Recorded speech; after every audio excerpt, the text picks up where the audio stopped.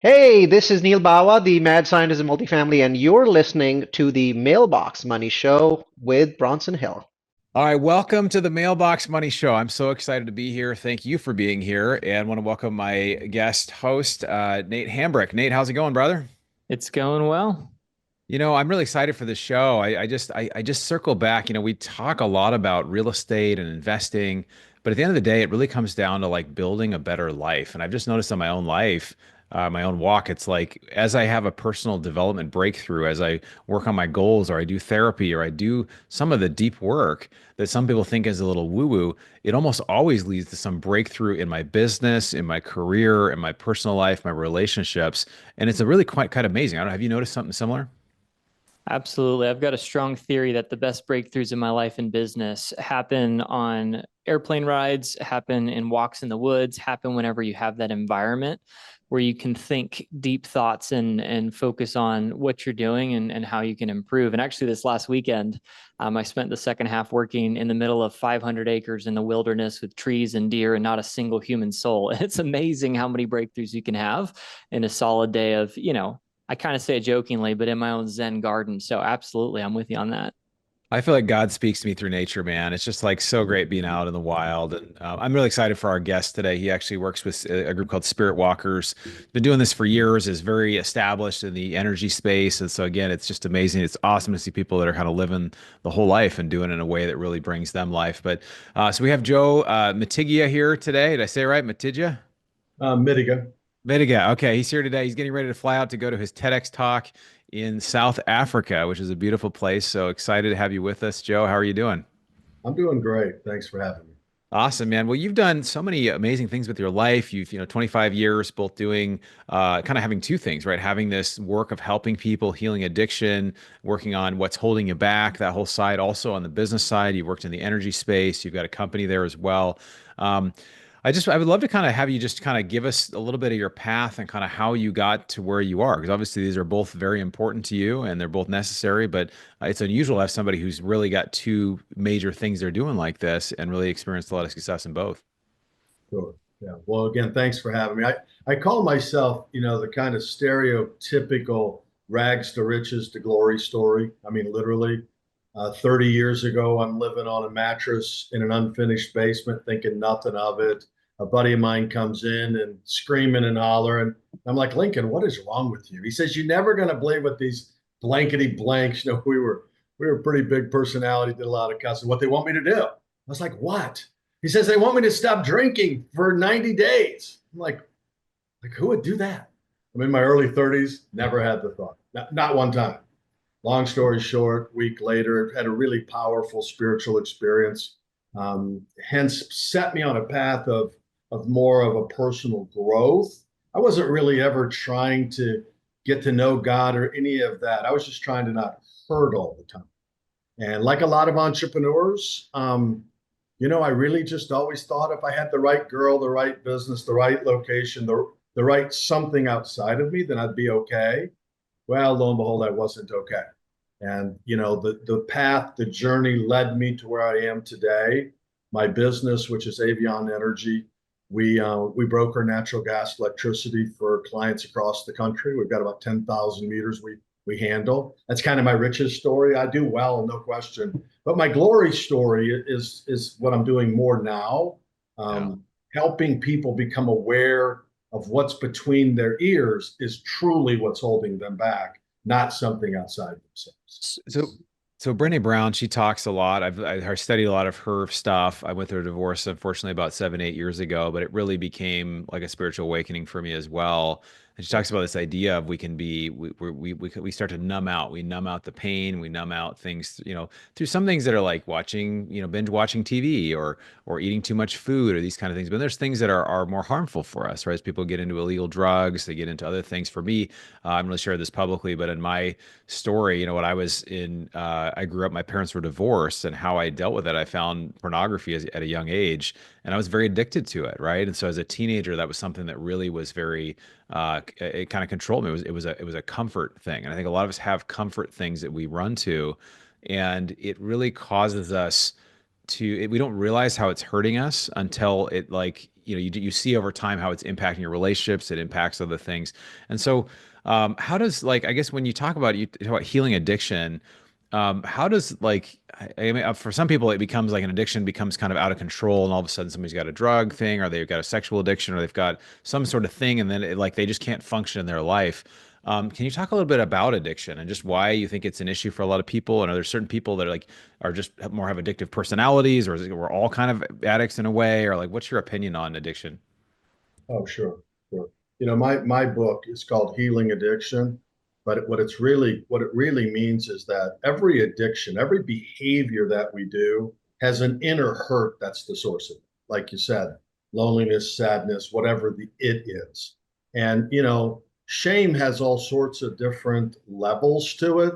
The hardcore drunk who's the slobbery guy, your stereotypical can't stand up, the toxic shame of somebody like that, the toxic shame of somebody who does a behavior on a daily basis and they literally can't stop. Much easier to see than just kind of general shame, which are the beliefs that say, I'm not good enough, I'm not strong enough, I'm not fat enough, I'm not this, I'm the wrong color. All of those beliefs that we tend to live out into our world. I literally was just talking to a woman yesterday, a good friend of mine for 30 years. She has this spiritual experience. She's writing a book and she's got all these great ideas. And then she literally says to me, but no one will want to read it, Joe. But no one will this and no one will that. And I'm like, we have to write those voices down because that's more of a limiting belief than hardcore toxic shame. And So for for your the people listeners here, that do deal with shame on a daily basis, because I think everybody deals with shame 100% Oh, across the board. I mean, let me know if yes, you know someone who doesn't struggle with it, but I think we're all dealing yes. with it. of How course. do you address it in a way that doesn't just add more shame to the shame problem you already have? I do a 4-step process. The first step is write it down. It's called a first step.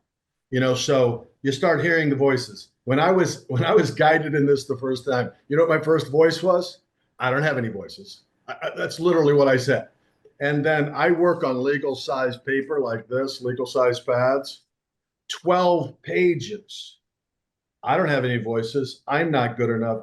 And I have people write it down, bullet point, bullet point, bullet point, which is not the emotion underneath it. It's just bullet point belief because most people don't know how much is in there. And then the second one is, so that's the first thing we do. The second one is, I don't know if you guys are football players. My son's an elite baseball player, so we watch a lot of baseball. Well, if Johnny Smith misses a ball, the voices that go into my head criticizing Johnny for striking out or Yeah. missing a ball, the critical voices, we have people write it down. And Yeah. then basically the whole belief is if it's in your head, it doubles. If it's out of you, it cuts in half. And I'll end with this, then tell somebody the voices, not your spouse, not your partner, not somebody close. It's not your partner's job to be a spiritual support system for you, but there's plenty of people out there. When you get it out, then it's kind of cuts the power of it in half. Yeah, And then I gotta say, repeat. I'm really enjoying this conversation. I love talking about this stuff because I've become so much more free of a person by doing the work. I had social anxiety as a kid. I was like shy, and I wanted to be, but I was very insecure. And then this happened. It was about 7, 8 years ago after I went through my divorce. I started doing a lot of the personal work stuff that I hadn't done. I've done some therapy over the years, but started working on this stuff. And there's a book called "Healing the Shame That Binds You" by Yeah, Bradshaw. And there's well, an Brad, exercise in here, and it gets into what I want to ask you next. But basically, you write down. Well, it was basically what happens is a lot of times these shaming or these voices, these things that we've heard. Somebody said something to us when we were younger, or somebody, or like somebody treated us a certain way, and it made us feel like we weren't valuable. And so I really think like shame as a whole is like, even if somebody's spiritual or not, I just think like the devil works in shame, like making us feel bad about, because guilt is like I did something bad, but shame is I am bad. And right. so in the process of like this, I'll just share this briefly, but writing, they had you write a letter about, when I was a kid, I wrote it to one of my caregivers, and I just basically said like, hey, this is kind of this happened and I felt this way, right? This certain thing happened and I felt this way. And it wasn't, anything horrible. It was just kind of like, hey, I would have liked this, whatever. But what I was doing was basically saying, I value that inner child or that person that's still with me, you know, that little Bronson, or I used to call myself Bron, little Bron that's with me, that's 8 years old. Now Right. he's still with me. And I was able to value him. And then it described that somebody had written this letter and they had basically, you don't have to, he's like, you don't have to send it, but they put it in the mail. And they said, right when they put it in the mailbox, they had this huge burst of self-confidence. And the Yes. reason why is because they were standing up. They thought the voice and the value for that little person or that inner child was more than what the person, the caregiver or that authority figure was or is now. And I did the same thing. And again, there was a response in my family and whatever, and it was not positive, but still, like for me, it really boosted my self-confidence. So I'd love you to talk a little bit about the inner child and kind of how that plays in. I know you do a lot of work in this, so share some more on that. Sure. You know, when people understand, our ego thinks we are an individualized being, but in reality, we're multidimensional. We're a multidimensional being. We're a male side and a female side from a spiritual sense, and we're multidimensional when it comes to the emotional side of self. Well, as the natural capacity of a 4, 5, 6-year-old, you look at a child, they're looking at their environment for validation. They can't do it on their own. They're too little, they're too young. Well, if you're 6, 7, 8, 9 years old and you've got an environment that doesn't purposely hurt you, but in their unconscious state, they just don't know any different, let alone people that were truly abused. But for the majority of people, years ago, consciousness wasn't even a thing. That's why I talk about our generation as the generation of change. We have a consciousness to develop things today and to look at things differently than our parents did. Doesn't make them right or wrong. Look at the generation before them and how just closed down things were. So what you're talking about with Bradshaw in the honoring of self as a multi-dimensional self, that's why the book is called Your Inner Child Has Rights Too. You Love it. know, I did a lot of multi-hand writing, dominant hand write the question, non-dominant hand, just listening to those deeper parts. And I talk about it a lot in my work, how the first place to start healing shame is you give a voice to the darkest part. You give a voice to Yeah. the deepest part of yourself. And when that part has a voice now, I'm 60. I started this when I was 30. I started actually when I was 26. When I give a voice to my 7, 8-year-old 30 years ago, and I've been doing it ever since, because my parents, I lived in standard middle America, right? But nobody knew about emotional support. Yeah. And Yeah. they just didn't know. So I could give my kid the sport today that he never got before. And as those deeper parts are honored, what's the experience? A freedom and an esteem. One Yeah. of the things that I've noticed, especially when dealing with other people, because like you said, you know, they're the people who are out to get you, who are truly evil, who try to put you down. But more Yes. often than not, it's just people that love us that are also broken people that do things without being aware of how that's going to impact you. And one Right. of the things that I've done for several years that I've found very helpful is just saying it out loud. If somebody says Yeah. something and I feel this emotion, it's very easy to just move on and let ourselves feel the emotion without addressing why we felt that. And the Sure. easiest fix for me is just saying, when so and so said this thing, I felt this because, and then just saying out loud takes a lot of the power out of it. Do you do something similar, or how do you untangle those strings yourself? Literally what you just said, and always in a safe environment, because the angst that's inside of me, you know, it's no one else's job to heal me. And quite honestly, there's a whole world of people out there now that I could say something to, then I get the validation back. But if I said it to my parents or whatever, they just don't know. So it's not as effective. But yes, anything you can get out of yourself, it just cuts the power of it in half. And then, you know, a lot of times there's going to be, for me, music helped me grieve. Now, you know, I am a big boys don't cry guy, and I was for years. So I got rage out first, sacred space, and I just let that anger out on a bed, beating a stick, not on somebody else, right? Healthy, sacred. So you get that energy out, the emotion out. Mad, glad, sad, and scared. Those are all part of the emotional parts of self. And so the more I would get it out, verbalize it in a safe environment, the better I felt. It's amazing, really, once you start doing the work. I mean, for someone listening that, if we haven't lost you already, the idea of like this seems a little woo-woo, or hey, what do we learn about real estate or investing? But if you want to 10x your business, your life, your relationships, this is where it's done. I mean, it's done through the work. And everybody, I mean, I've had 2,500 interviews with high net worth people, and this is a theme that comes up often, net worth over 2 million. It's just that, there are things in life that matter more than money. There's things, and I think where we get wrong is we kind of exclude those conversations. And I guess, maybe it comes down to, I'd love to know your thought on this. But there's the idea of the Greek way of learning was more of like, oh, you know something because you intellectually know it. And the Hebrew way, or there are other, versions, but it was, you knew something because you could do it, right? You actually were participating in the thing, right? You knew it because you were like, that was something you had done, versus just, I know how to do that, right? So it's theory versus actual practice. How do you think we like got to this place? I think even me having to give that preface that, oh, it's not like most business podcasts or business or investing podcasts, but like, why do you think we're so separate, that like, this is what I do at work, and this is my professional life, and then this is what is actually going on, right? And I realized when I was in sales, I wouldn't necessarily put a mask on. I wouldn't try not to, but I would have to show up in a different way, because I have to win people over. I just knew what kind of need to be done. I have to become that. And there's a problem because there's a disconnect between who you really are and who you're showing up as. And it wasn't trying to be inauthentic, but it just led to inauthenticity. It led to this lack of fulfillment. It led to emptiness. So talk about that a bit. Sure. We were raised in a culture 20, 30 years ago. I don't know how old you, man. I'm 60. We were raised in a culture where your okayness was directly proportional to what somebody said about you. If people liked you, then you were supposed to be okay. Well, that led to a very vacant internal experience, because you're always trying to please everybody out here. Now, if you really look at how mankind's consciousness has changed over the past 150 years, I'll give you the most dramatic. 150 years ago, our consciousness, it was okay to own people. That was just 150 years ago. 70, 80 years ago, a woman voting wasn't in human consciousness. And how it's shifting now is 10, 20, 30-fold X now. It's just shifting. Our people are awakening. Is everybody awakening? No.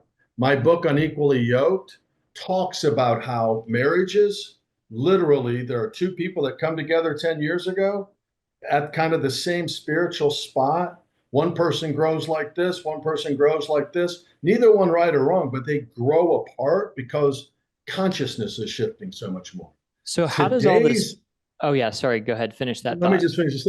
Today's consciousness is more about creating autonomy, a sense of self, and then giving back from that overflow. That's the glory position, giving back from overflow. I make $0 doing this, literally. I can, what you said about my website download and all that, absolutely. I'm going to create another site for that. But I did that initially because there's a whole world of people out there that don't have an email address and don't have money. And so when I really started my book, I really was thinking about the person that really needs it. And that's why I did it like that. So the world is changing. There's a whole group of people changing. Everyone watching this podcast is a group of people searching for something.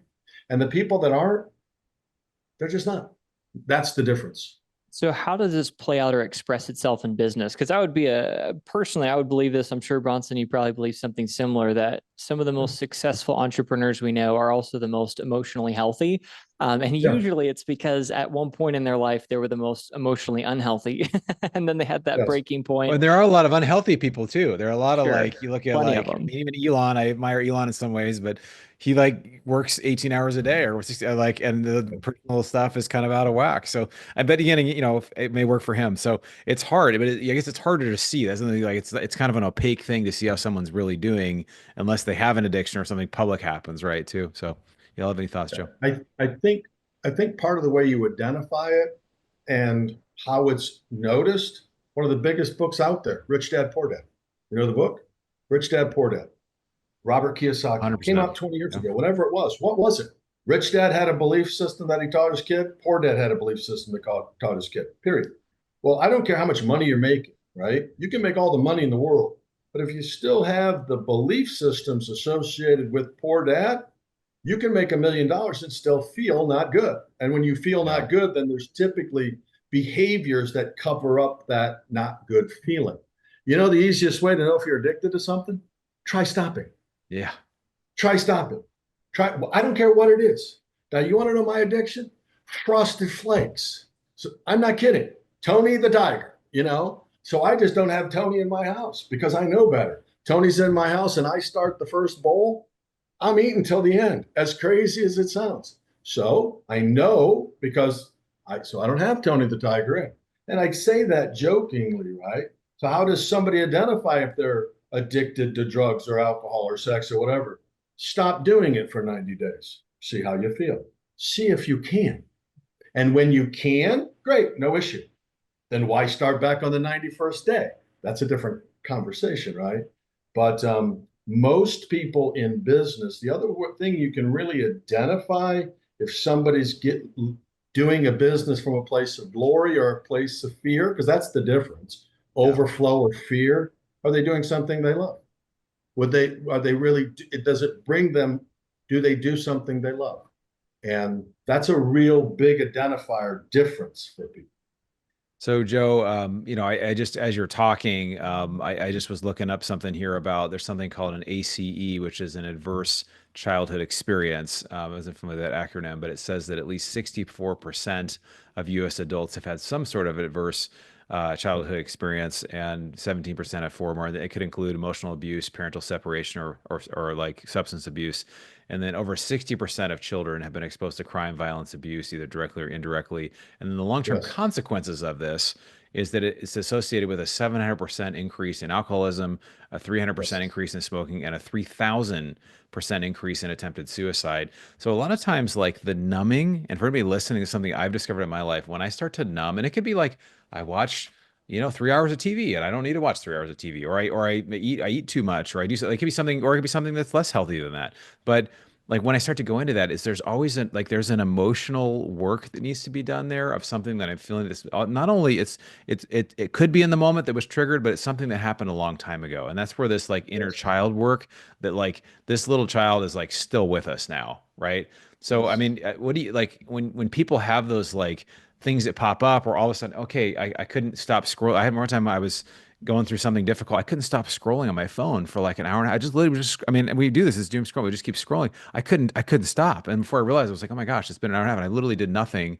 And I'll catch myself now after a few minutes. It's easy to do. And of course, we're putting things out in media. But like, I guess, what do you do when someone like listening is like, hey, I realize I'm doing something that is, I'm numbing, or I'm trying to avoid the pain of whatever this thing is. How do you get to the source of it? And how do you start working on it?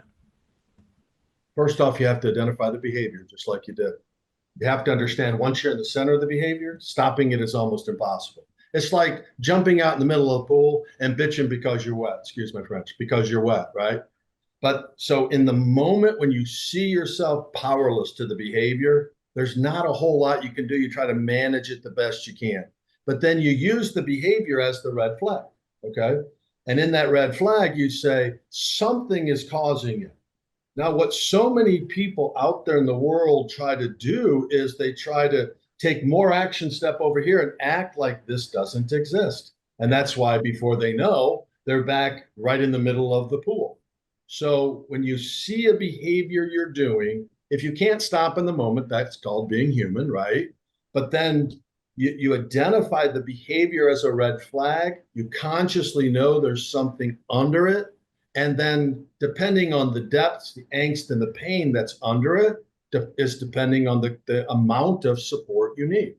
You know, I can tell you the first step to any of it is the awareness that the uncontrollable behavior isn't the wound. That's the symptom. That's why I say healing addiction. How do you heal addiction? You got to get to the hurt underneath it. The first step is aware. A behavior I can't stop means there's a wound. And how do you heal the wound? There's a lot of people that support that directly, but prayer, that's where in my next book that's coming out in the fall is called We. And the we is me, my inner child, higher self. So when I'm asked, do I follow Jesus? Yes. Do I follow Muslim? Yes. Do I follow anybody that knows there's a God? Yes. Why? Because that God connect, however somebody brings it into their world, that's not up to me to decide, but that God connect you're going to need strength to go to the depths of stuff that your humanity doesn't have. And that's where the we comes into play for me. I want to say So I'm one thing. curious. I want to Wait, say one thing on how you jump. I know you got something to share, Nate. The idea, like for me, a lot of times the older I get, I realize I long for stuff or an experience or for people, but it's really a hunger for God. Like God fills Yes. those things for me. And if ever like you they talk about in AA, you know, they have the higher power. Right? So what is your heart like? Yes. But a lot of times the things that we think we want, they're not actually the things that are going to fulfill us. And it's very interesting working in finance, raising millions of dollars. We've raised almost $50 million. But to me, like I'm not, you know, money is not my motivation, right? I have big goals to do with money and give money away and do things. But like people are kind of surprised when I share that. But it's like, no, I want to end modern day human slavery. I want to get down to what the purpose is. I think that's Right. something that's been really life-giving for me. actually, I Yes. was going to ask you, Bronson, because I know you've done a lot of similar inner work, inner healing. How has that changed the way that you work? How has that changed your schedule and work when you take off time, your priorities? What does your calendar look like because of all the work you've been doing? Well, I think that's a really good question because I do see, I think like Joe and like you, Nate, I see work as very spiritual, but I realize it's easy to be like just head down in the business and not to step back and be like, what am I really doing here? And that's one thing when I work corporate, you know, the average American takes 13 days off a year on average, including sick days. It's like one of the lowest in the world. And then Italy, on the other hand, takes 42 work days, which is like 8.5 weeks on average. So some are far more. So I realized like for me, what I try to do now when I left my corporate job, it was about having the time to reflect. And so every excuse me, every Wednesday and Friday, I typically have quite a bit of time to do reflection, to do deeper work, to go hiking, to go to the mountains. And then once a quarter, I get away for 2 nights. And I just try to like, and both of these times, whether it's each week or it's, you know, I try to take time and, you know, step back and say, well, am I getting the results I want out of my life and out of my business? Because a lot of times, like, we're doing things like we're all just trying to like get a certain outcome, right? We want to get a certain outcome. We want to make more money. We want to have more, be happier, have time with our kids. We want to, whatever the thing is. And really, I think it's kind of just taking time and really working back and saying, is this working? So I think that's something that's been really helpful is the reflection time. But yeah, I'd love to maybe turn that over to Joe as well. Like, what do you do? You're obviously very busy in your business. You're traveling. You have a lot that you're doing as well. How do you, with the work that you've done, I guess, how do you approach business differently than you did 30 years ago? The way I approach it differently is I talk about inner child a lot, right? Because what is it? What's the belief that people have about wealth creation, money creation? They think that the more money they have, the better they're going to feel. That's why you do it. No one thinks if I have more money, I'm going to feel horrible. No one thinks that way. So, but what we realized is that what we're truly craving, that we think money's going to give us, is that interconnect. So literally for me, I've got practiced over the years, where the inner child in me is I always say I put him first, I keep him first. And that's on a moment to moment basis. I mean, literally a moment to moment basis. So all day long, especially in the beginning. And what I did to learn this in the beginning, I had 3x5 note cards. I put it everywhere just to remind me it, because when I first started inner child work, I was still drinking. I put inner child tab right on top of my Jack Daniels in the beginning. So I would just always bring my awareness inside, see how my little kid was doing. And then from that place of keeping him first, there was just a natural sense of fullness then to go out into the world and to give back into the world. And it's amazing, if you believe spiritual law, that the external world is a mirror of your internal world. If that's spiritual law, then the more connected you are inside, the more effortless the outside kind of comes to us. So as far as an absolute sacred silence time for Joe, that's part of my puzzle. 18,000 pieces took me 4 years to do. I had that couple hours that was just Joe time. Single dad, over the years, and with business, it was one of those things to where the deeper and the safer I create my world, so the deeper parts of me feel safe, the safer they felt, the more those parts trusted me. And my ability then to trust a higher power became greater. And today, that's what I call my we. There's never a large decision that I don't ask for guidance. And I try to keep the words as more vanilla as possible. I say ask versus pray. I say divine versus necessarily God. I say spirit. But if you ask me if it's me in a private environment, I'm a God guy all day long. One of the things I learned in my 7 years, there's a God and it's not me. In the beginning, I always used that God for help because I was hurting. Now I use that God essence for guidance. I ask for guidance all the time. That's how I pursue my business work. I love it. I wanted to ask Nate a question here too. So I've started doing this Tony Robbins priming exercise. So I don't know if you're familiar, you guys are familiar with Tony Robbins, and he's got this priming exercise. So basically, I found myself, going through some challenges recently, and just like what it does is it kind of gets you in a place. He says if you want to change your mindset, you change your physiology, you move a little more, you a little difference. You have this exercise you do, and you go to this place where you really visualize these things that you're grateful for, and you like take them in. You step into those moments as if they're here. And I remember the first time I did this, it was just a few days ago. I just imagined like being when my daughter was born and just being there, just experiencing that again. And just, it was very emotional for me, but just feeling from that. And then from there, it was going into the future and creating these things I was creating in the future as if they were done now. And it was just amazing when we visualize and we bring that in. I was going to ask you, Nate, what are some things that you kind of do in this space around visualization or gratitude? I think gratitude is a real key for life, but can you talk a little bit about some of your mindset practices? Yeah, so I've found the key to that is frequently changing what you're visualizing, because one of the traps that I've fallen into, I talk about a lot in Crush Your Kryptonite, is, you visualize something. So let's take a gratitude list, right? You write down the 4 people you're thankful for. Well, 2 weeks later, it's old news and it's no longer motivating. It no longer gives you the energy or the belief or the peace that it did 2 weeks prior. And so one of the hacks that I've found is I constantly change them. And so if you were to go to my Google Calendar on Tuesdays, and honestly, most days of the week, I'll have something that I'm either grateful for, an accomplishment that I've accomplished, or something that I'm proud of that I've done. And as soon as they become stale, I rotate. Okay. So if I'm, very focused on how grateful I am for my son and my wife, I'm grateful for you, Bronson, I'm grateful for X, Y, and Z. In a couple weeks, I need to change that. So I'm constantly changing the things that I'm visualizing, so I constantly get the value from that. And it reminds me of something funny that the late Zig Ziglar said. It was kind of a Q&A. He was on stage in front of a few thousand people. Somebody grabbed the mic and he said, "Zig, well, what happens whenever the positive affirmations wear off?" And Zig very wisely said, "It's kind of like a shower. That's why I recommend it daily." And so the more often that you can change what you're visualizing, for me, I really struggle with lack of self-belief. And so I'll change the list of accomplishments I've had in the past regularly, so I believe I can do the next thing, right?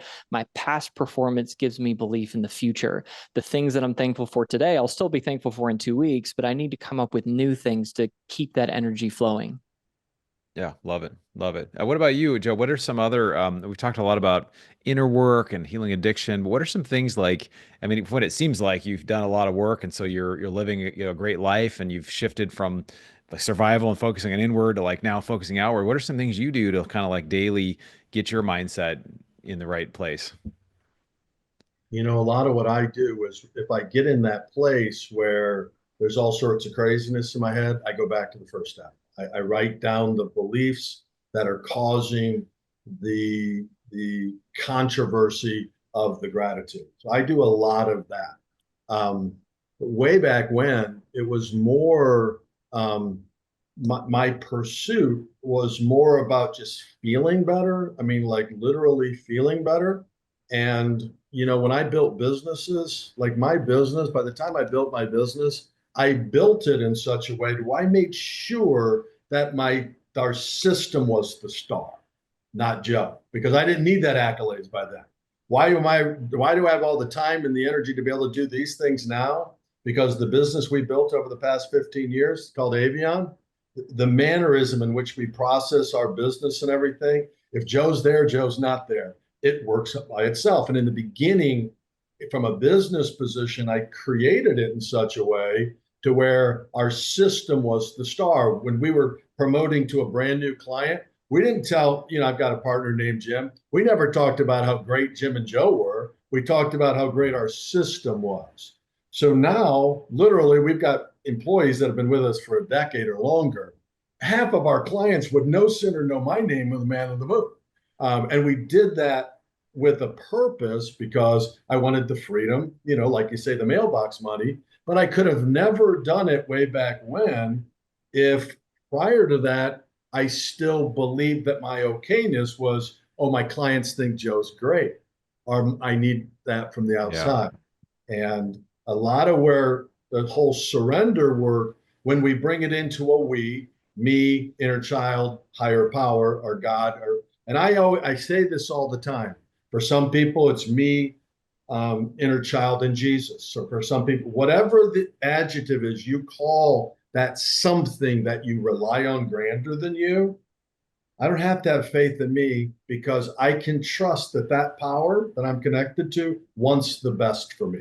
And that's what I used to have to surrender it all the time years ago. Yeah, it's so, I think it's good, just having, a lot of people talk about the miracle morning or the 5 a.m. club or having some sort of routine. I think like he was saying sometimes that, I have to change it up a little bit, but I have a routine now that I do each morning, and it's shifted, but it's gone from, I do these whisperings, which are different than affirmations, but they're similar in a way that you it's not just what you say in the mirror, it's what you whisper yourself when you stub your toe or you back into the garage, or you do something silly, like what do you say to yourself, right? And it's changing those stories, changing that, and then get into what are my goals. I read my goals for the year, my values, my mission statement, and then I get into some different things that God I feel has done in my life. I read those. I go through. There's something called a mind movie, which if somebody wants to Google that, mind movies are fascinating. I created this 2-minute movie that plays with different statements about who I am.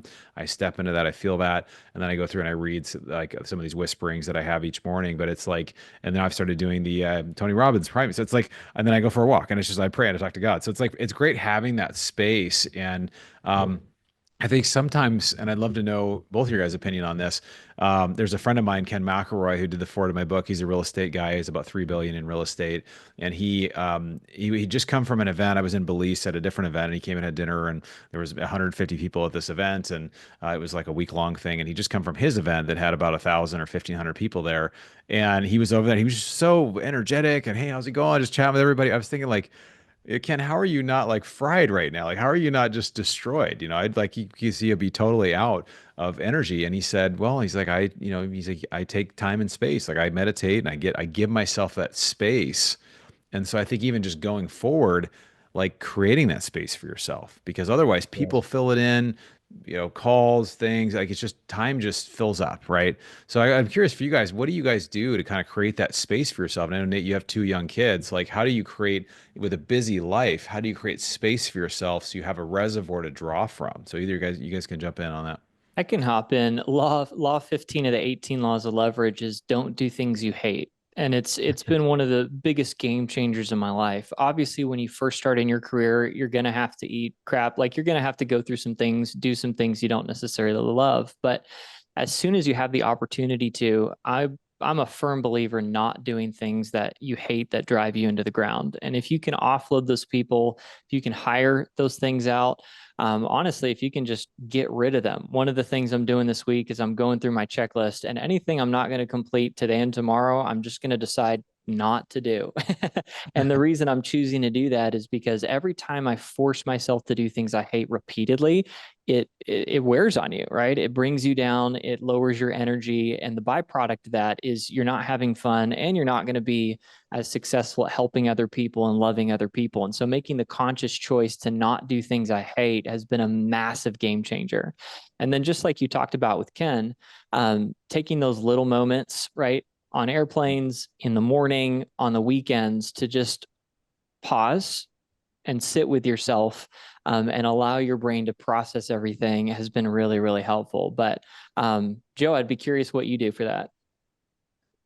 I think the first thing, and for myself, this happened years ago, but I think the first thing, especially people that are seeking information, your entire audience, I don't know if you have 1 listener or 1 million, I don't care. If they're watching this show or shows like this, they're seeking something.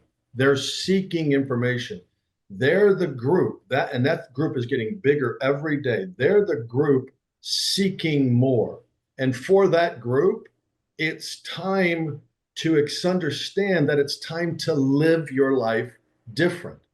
I heard a woman 3 years ago, which started my craving for all this back. sold $1 million business for 20 million, launched two beautiful kids, sold the house. She said her only failure was her marriage. My higher power screamed, "You didn't fail your marriage." I'm yelling at the screen. "You chose your divinity over your humanity." Every one of these self-help activities you're talking about here, they are activities self with self. Some of them self with higher self, some of them self with lower self, but they're not self with another person. And the people watching this, it's time for people to really wake up and figure out what is that one new thing. Now, Tony Robbins has been around for 40 years, a true mentor out there, 30 years. And there were different things that I would see. Oh, I need to do that today. And the things you guys just mentioned right here. So I'm always looking for where I missed something, that I can add something else into that world. And I've got a list of different things. And it all gets back to, because if I want to have a successful job and successful house and launch my kids, with love, I have to take care of me first and then give the overflow to them. And the more I take care of myself, the more I can do that. And I just woke up, I don't know, it's been a while for me realizing that my path isn't normal, if you will, to society out there. But the difference is now there's just as many people waking up to there's something bigger, something grander. And I suggest to people, find one new thing. You just heard 10 right now. Find those one new things and then just do it for a week or two. And that's what I did years ago. And today life is, in a very good spot. So I think that's really great. That's a great kind of thing for us to kind of we're obviously kind of limited on time, but so I guess the one piece of advice that you'd have for someone who is like, yeah, okay, so I know I need to work on my inner child. I need to go to therapy. What are the what's the thing that you say?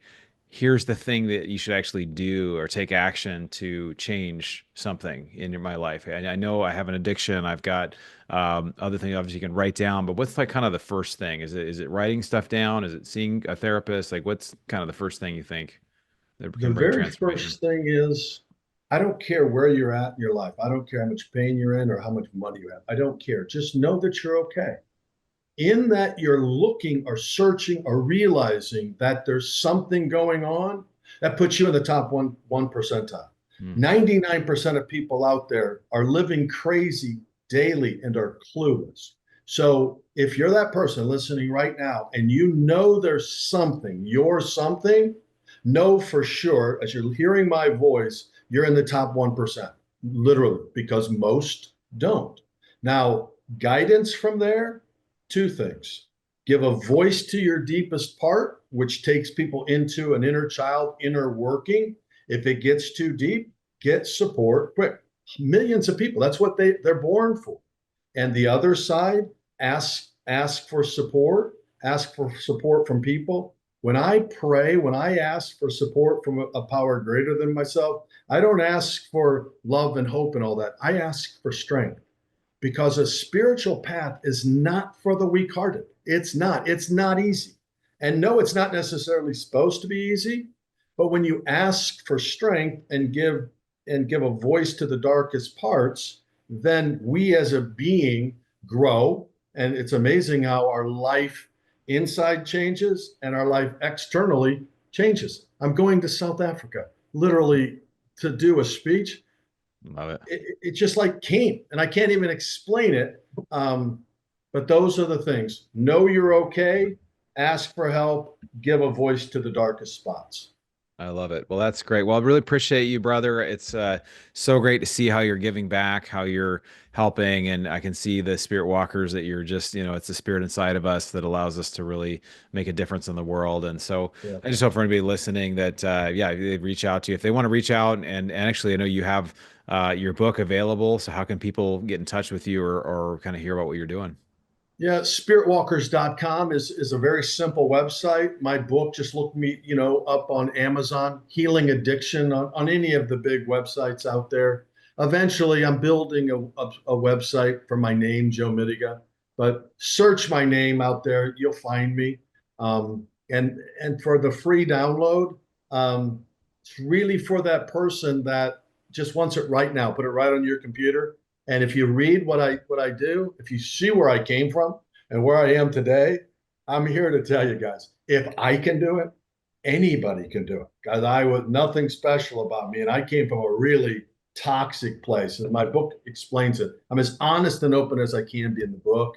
And it's really just to give back. Thanks, brother. Well, hey, Joe, appreciate you. Thanks for being here with us, and so grateful. Thank you for the time. I appreciate it. Thank you, gentlemen. Wow. Well, Nate, that is a different interview than we've done on this show, but man, what a blast, and what a great, I mean, really the things that matter. How amazing is that? I know you had some takeaways from that. So why don't you share with us what your takeaways were? Yeah, I loved his 4-step process for eliminating shame in your life. Number 1, write down your inner voices. And if you don't think you have them, start writing down the inner voice that's telling you don't have inner voices.